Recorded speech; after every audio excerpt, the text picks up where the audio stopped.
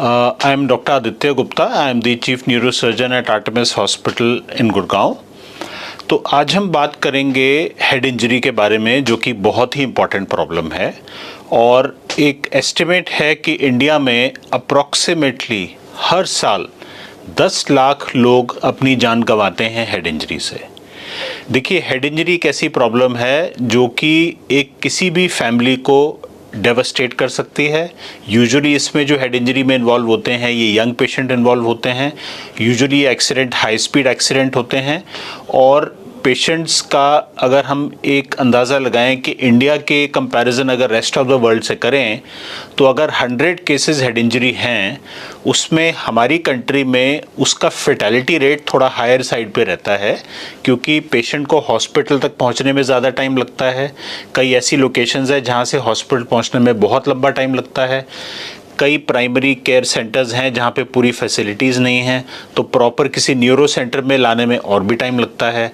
और ऐसे पेशेंट्स जिनको सिग्निफिकेंट ब्रेन में इंजरी है, उनके ट्रीटमेंट लंबा चलता है, उनका हॉस्पिटल एडमिशन लंबा रहता है, उनका time away from work, away from family काफ़ी लंबा रहता है, कई डेज़ टू वीक्स भी होता है। और सिवियर हेड इंजरी के अगर हम माने तो 3 में से 1 पेशेंट बचता भी नहीं है।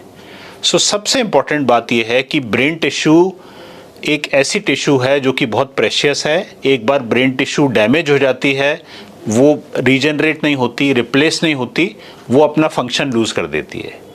तो हमें हर हाल में हेड इंजरी से अपने आप को बचाना है।